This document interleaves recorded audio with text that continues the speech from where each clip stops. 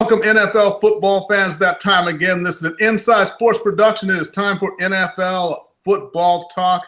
I'm your host, Charles E. Smith Jr. A great show coming up. We're going to be breaking down the games of Week 1.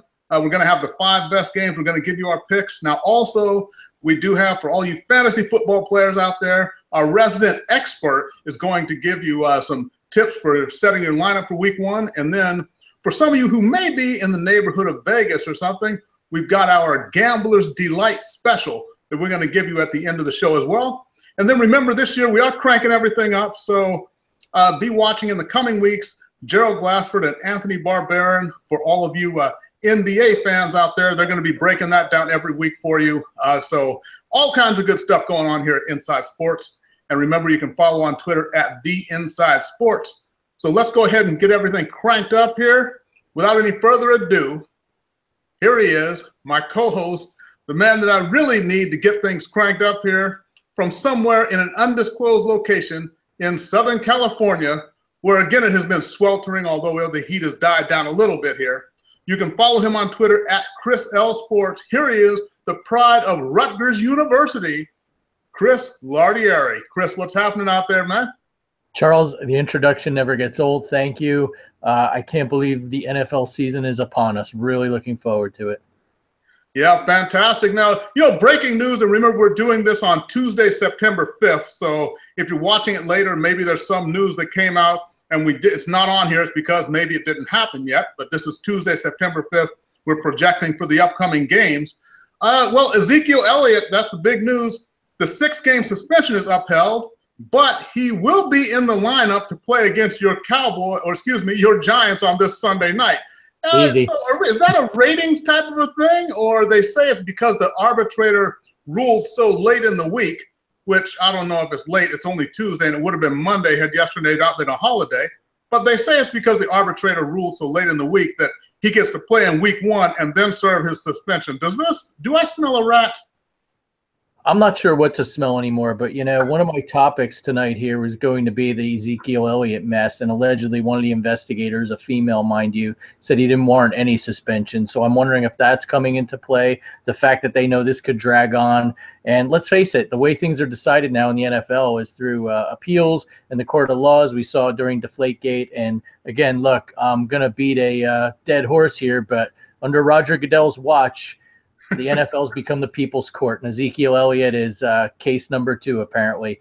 Don't know what to think here. Really, if I wanted to understand the law, I would have gone to law school, but it should have been a pretty straightforward appeal. But hate to play conspiracy theorist here, but there's got to be some sort of smoke, wouldn't you think? Yeah, I think so. It just all sounds strange. And, even in the wake of all the games being played this week and the Miami-Tampa Bay game being moved out of Miami because of Hurricane Irma, I believe. Is that the one that's coming in there? And it's going to be pretty strong. But, yeah, we'll see what happens there. But, yeah, something is definitely amiss. Absolutely. And, we can talk about this later. The gamblers and fantasy football players out there, this is really going to have some ripple effects, to say the least. But it should make for quite a fascinating Sunday night game. Seems like the Cowboys and the Giants always open on Sunday Night Football. So I know over there in 30 Rock in New York, they're pretty happy about this. There we go. So you know what? Let's go ahead and get right into picking the 5 most intriguing matchups. There are some others, but we could only pick 5, so these are the 5 we settled on.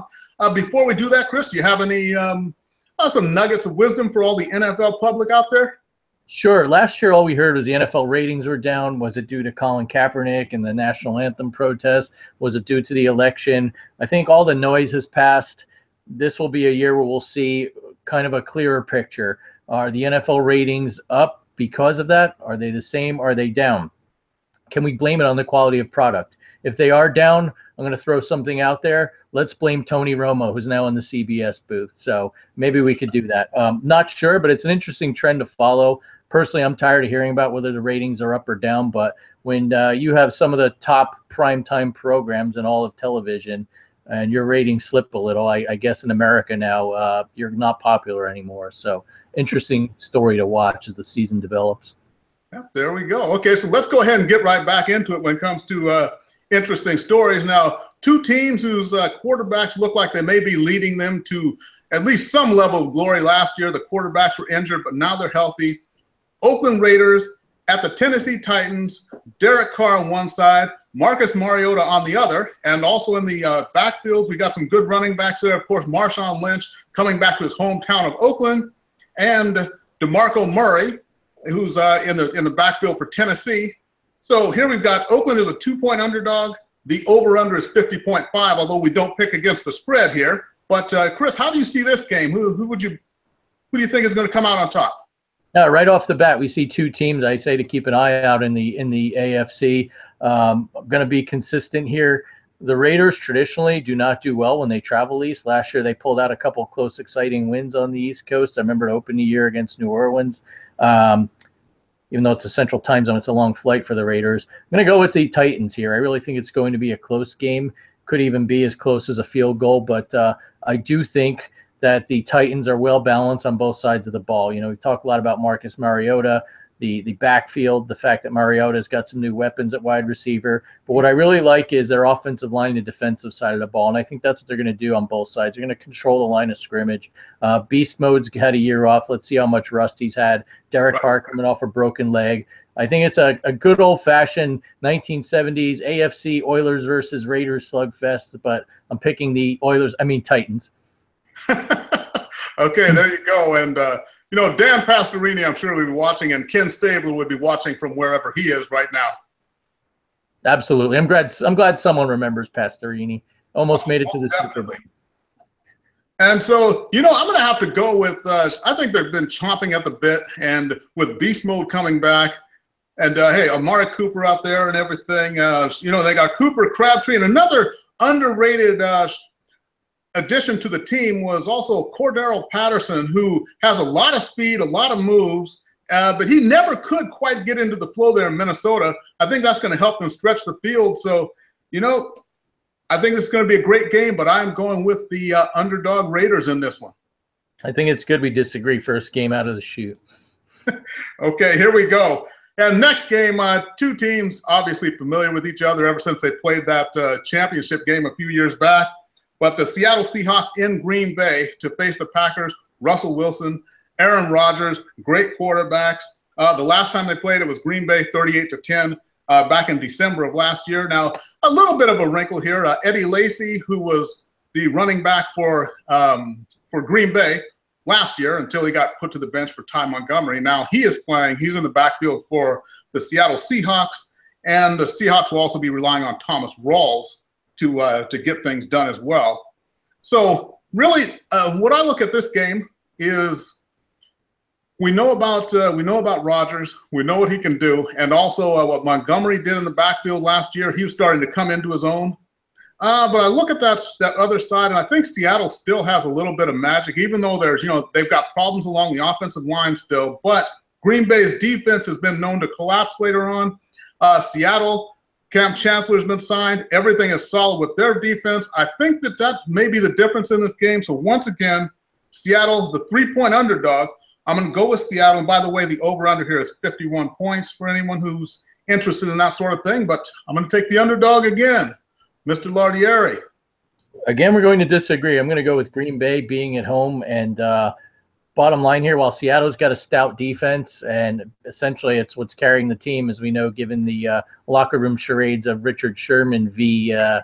Mr. Russell Wilson, no one seems to like each other on either side of the ball there. But here's one thing to keep in mind. I think that secondary has been a little vulnerable for Seattle. Not a lot of people are talking about it. They do have an excellent pass rush. The addition of Sheldon Richardson would help. But at the end of the day, I've watched him too much over the years.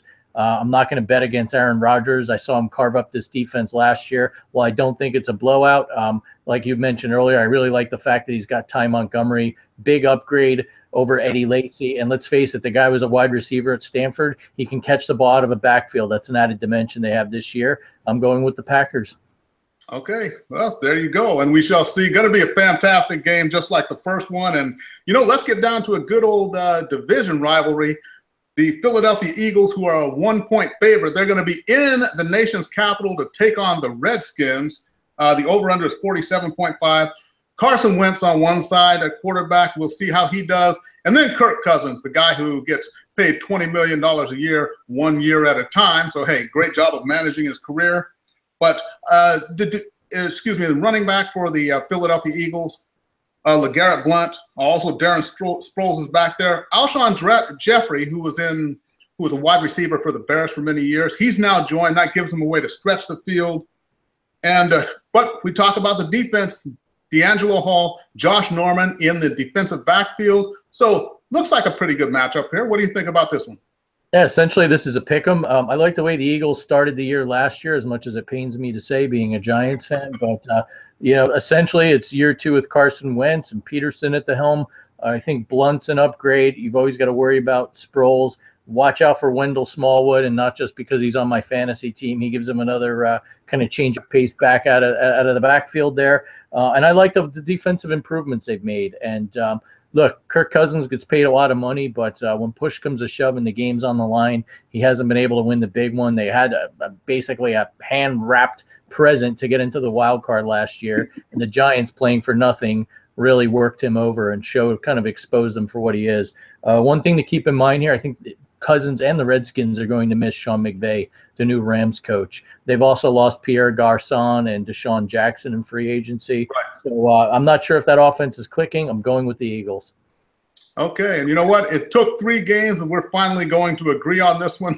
I'm going to go ahead and go with the Eagles too. But, of course, there's only a 1-point difference here, so I would not be shocked if the Redskins win, but I'm going to go ahead and take the Eagles here. We're going to agree on this one finally. No more strife in the Inside Sports Clubhouse. Fittingly, the city of brotherly love brings us together. Okay, and then that Sunday night game, your New York Giants, they're going to be in Dallas to take on the Cowboys. Now, the Giants are a 3.5-point underdog. The over-under is 47.5. And, of course, Eli Manning, Dak Prescott, and he will have all his weapons there because, like I said, Ezekiel Elliott, for some strange reason, is going to play, even though a 6-game suspension, which was given before the season started, has been upheld. But somehow he's going to play in game 1 and then take 6 games off. I don't get it, but we'll stay tuned for that. So I'm going to go with, there may be a little bit of a dip in Prescott's play this year. We'll see how he does with the whole sophomore jinx thing. But I like the Giants' defense. I like the way that I think they're going to get back on track this year. Odell Beckham, is he going to play or is he out? Does anyone know? Chris? Still don't know. Still don't know, right? But, hey, Wayne Gallman out of Clemson at running back, he could be a big surprise for the Giants this year. Something is telling me to go ahead and take the New York Giants. I'm going to go Giants in this game here. What do you think? I'm going to agree, and not just because I'm a Giants fan, and don't ever call me a homer. That's one thing I'm not on Inside Sports. However, look, I don't want to split hairs here, but let's look at that line. I checked earlier today. The Giants were getting 4. I guarantee you a bunch of Cowboys money has come in now that Elliott's back. What do you say, Charles? Let's tack on at least another 0.5 point to the point. Giants getting 5. Let's be greedy here. At the very least, these games are always close. They're hard fought. Even if the Giants lose, I could see it being a 3 or 4 point difference. Take the Giants. Personally, I think OBJ, in his truly dramatic fashion, will try and make a Willis Reed-like entrance onto the field.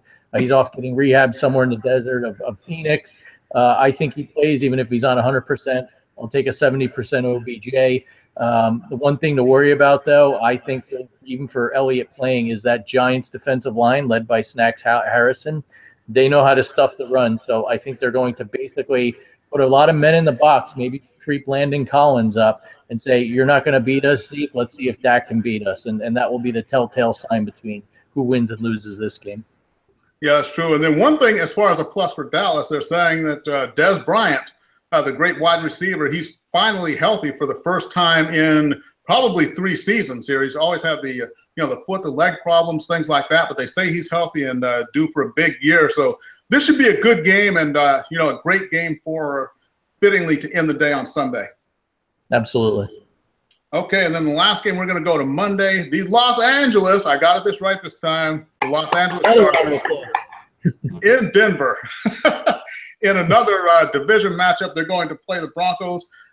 They're a 3.5 point underdog right now. The over-under is 43. So Phillip Rivers on one side. Trevor Siemian is going to start under center for the Denver Broncos. The Broncos with an added dimension of firepower with Jamal Charles in the backfield there. How do you see this one? I don't know why I'm going off intuition on this, and you would normally think Simeon year 2 in the offensive system. The fact that defense is essentially still intact despite the release of TJ Ward, the fact that they seem to have the Chargers numbers. I'm going to do the opposite. I'm going to go with the Chargers getting the 3 in the hook.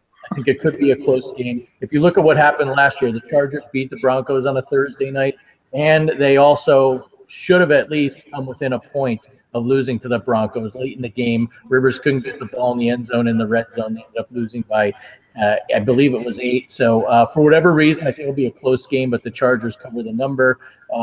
The second LAC team in Los Angeles, and not the Clippers, will cover. I don't know if they'll get their first win in the city of Angels, where no one seems to care about them. Okay, and by the way, the Broncos, they picked up Brock Osweiler again after he was cut last week. I'm beginning to wonder, is Brock Osweiler to the Broncos what Matt Flynn was to the Packers, where he can only play in that system and no other system?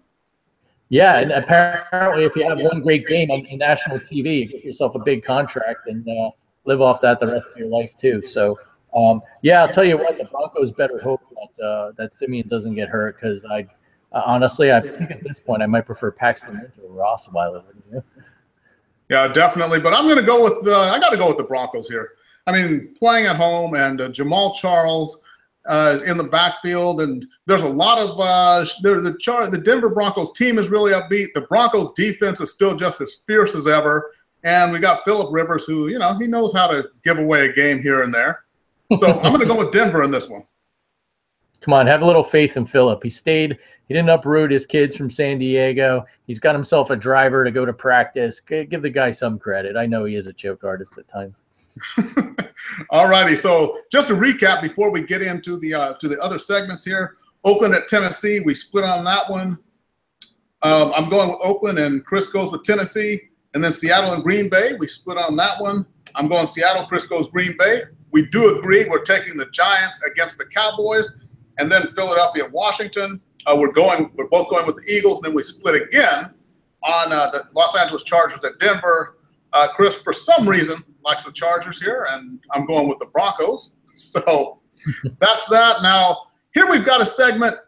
We get into our Gambler's Delight special. Now, here's what this is. We don't advocate gambling here. Of course, this is only for entertainment purposes. But if you happen to be in Vegas where gambling is legal and you got $20 burning a hole in your pocket, you're walking by the sports book, what should you bet on? Is there a certain game and a point spread that you like? Is there an over-under that you just can't resist? What is it? So what we're going to do is turn to the Jersey guy who's kind of familiar with these things, even though he doesn't have to disclose anything. But Chris, Gambler's Delight pick, what do you got this week? Oh, I love stereotypes. That just because I have a vowel at the end of my last name too. There's no gambling in New Jersey whatsoever, other than some card tables in Atlantic City. So look, from a gambler's perspective, I'm not a huge fan of Week 1. There's always upsets. This is a big part of the reason why I don't do survivor pools anymore, even if they are for fun. I remember back in the day, the lowly Houston Texans beating the Miami Dolphins on opening day. That said, yeah, one of the underdogs I kind of like was the Chargers, but I'll give you another one. The Arizona Cardinals headed to Detroit to take on the new what is that, $90+ million man, Matt Stafford. I lost track by now. Yeah. The line is a home underdog, which always raises my eye and gets the light bulb going. Getting 1 point, essentially a pick 'em, but you know what? The Cardinals traditionally don't always travel well. They don't always start the season well, as we saw last year against the Patriots. I know this is a new year, but I could see this game being somewhat of a shootout, an exciting game. Apparently, the Lions defense doesn't like to do too much. We'll see if that changes this year. But for some reason, a home underdog, Matt Stafford, I could see this being a wild affair coming down to the end of the game. I'll just go out on a limb and say the Lions win. Now, that said, I'm not super confident on this, like I was last year, betting against Phillip Rivers and the other team was getting points. However, like you said, maybe $20. Save, man, cut it in half. Take $10 and go to Starbucks and get yourself a small drink. Put the other 10 on the Lions +1. Okay, and what I'm doing is I'm taking another underdog, and that is a team with something to prove. The New Orleans Saints, and I know they're not great on the road, but New Orleans Saints in Minnesota to face the Vikings. The Saints are a 3.5-point underdog. Take the Saints and all those points. Adrian Peterson's in the backfield. He's going home to Minnesota. He's going to have something to prove. That crowd is going to be there. Drew Brees is going to be throwing. And then you got Sam Bradford on the other side. Is Sam Bradford to win a shootout? Really? I don't think so. New Orleans plus 3.5. Take those points, and you can thank both me and Chris on next Tuesday. Absolutely. Okay. So here we go. Now, all of you, some of you don't gamble because fantasy football is not gambling, by the way. It's been proven it's not gambling. But we do have our resident expert, Chris. I'll let you go ahead and introduce yourself, how many years you've been at it, and we know that your fantasy picks are on point. So what have you got for us this weekend? Everyone's setting their lineups. Talk to us. Hi, I'm Chris Ardieri. I'm your resident fantasy football expert. Unlike most, I don't have a website or a show to promote, and I'm not going to give you my rankings any week. That said, I will give you some nuggets based on 3+ decades of watching football and the fact that I've played fantasy long enough, and sometimes you just need to use your eyes instead of looking at numbers and rankings all the time. Your draft is over. Your team's set. Do not overthink your lineup decisions in week 1. Whoever your starters are, the clear starters on your team, play them. Don't go and play, say, for instance, Jamal Charles in Denver. Will he get some reps? Absolutely, but he's not the starting running back. C.J. Anderson is. So my moral of the story for week 1, don't overthink it. Go with what you know. I've got Marcus Mariota on one team. I'm not going to bench him because he's playing the Raiders and they've got a good defense. Let the chips fall where they may. In week 1, a lot of times the defenses are sluggish. You could see some shootouts or some points. So go with what you know. Don't start rotating guys yet. Secondly, a very important thing, Sunday night waiver wire activity. A lot of leagues won't unlock the waivers until Tuesday after the Monday night games. You need to start doing your homework Sunday night, Monday morning. And what you need to do is look for players who had big weeks. Look to see who got injured. I know the greatest fantasy football waiver pickup in history was Kurt Warner. You're not going to find him. He was the black swan, needle in the haystack, whatever phrase you like. However, there are guys out there you can get that will help your roster and will propel your team to victory. Last year, Keenan Allen got hurt in the second quarter of game 1. I managed to get out there and pick up Dontrell Inman, who later in the year turned out to be a good wide receiver. There's a guy out there last year in week 1 that a lot of people overlooked, Bears running back Jordan Howard. He wasn't even going to be the starter. He had a good game, scored a touchdown against the Texans. It's guys like that you want. Keep an eye on them. They kind of slide below the radar. You pick them up now, even if you have to stash them on your bench for a few weeks. Keep them there because they might emerge as starters. So you're not necessarily going to win the title in week 1, but the waiver wire will never be this fruitful. So keep your eyes open, watch the highlights, look at the stat sheets, and good luck. Okay, there we go. And everybody, remember, you can follow Chris on Twitter at Chris L Sports. You can follow me on Twitter at The Inside Sports. And by the way, those of you who are watching the video, if these look like Miami Dolphin colors, that definitely is. I'm sporting the aqua and orange to support my favorite team, even though I'm unbiased here on the show. But I do love the sport. And just like all of you out there, I do have my favorite teams and players. I happen to be a Dolphins fan. Chris is a Giants fan, but we are completely impartial here. So thanks for joining us. We'll be here every single week through the season. We got the picks for you. We got fantasy football for you. Gambler's Delight special, everything you need. This is one-stop shopping right here. So everybody, for Chris Lardieri, this is Charles E. Smith Jr. Thank you for watching this Inside Sports production of NFL Football Talk. Remember, watch for our NBA show coming up in a few weeks with Gerald Glassford and Anthony Barbarin. But thank you for joining us. We'll see everyone next week.